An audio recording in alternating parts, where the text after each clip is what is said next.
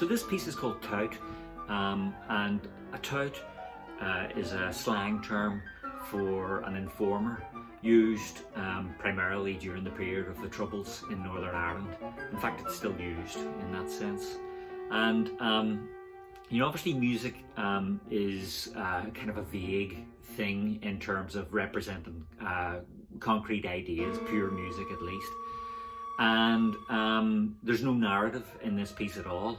So the idea was just really to create a piece that sounded unstable, a piece that sounded brutal at times, and a piece infused with tension, purely as a means of reflecting some of the kind of subjective ideas of horror, of danger, or of mistrust.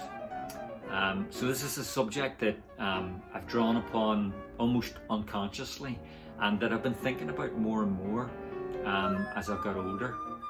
The business of the Troubles, and I think that probably it's a safer time for people of my generation to talk about these things now. So,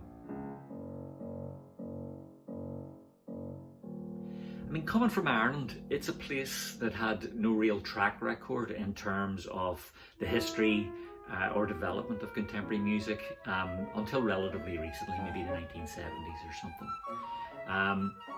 And so we've no esteemed kind of legendary compatriots whose shoes we need to fill, and we're not in any great lineage of composers.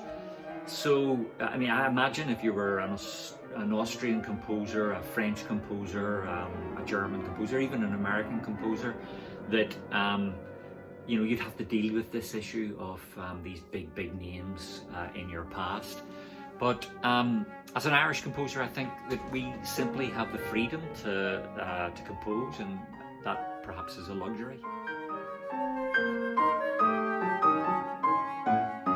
I mean, this is an essential thing for me. I mean, before I take music into the rehearsal room with Aisling and Daniel, or it could be any of the Harty Room players, in fact, I kind of instinctively know what the issues are likely to be. And that's because I've seen them rehearse literally hundreds of pieces before. So there's kind of a trust there, and that allows me to kind of make pretty big asks of them. And actually this piece does make big asks. It's a very virtuosic piece. And those asks may take the form of, for example, me suggesting that they take a particular passage at a tempo that they may not feel that comfortable with.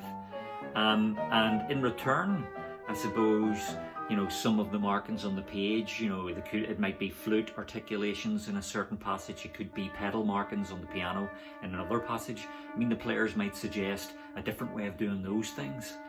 And I mean, I think that's a good collaborative process. And I mean, I'll always get suggestions from them, and not as players who feel that there's something inherently wrong with the piece, but as players who just want the piece to be as good as it possibly can be.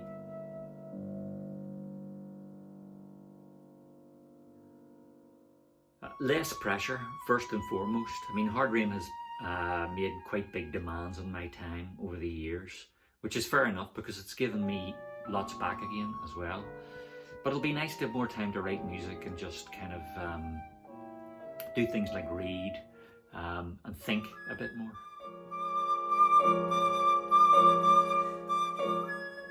Listening signposts for Tout.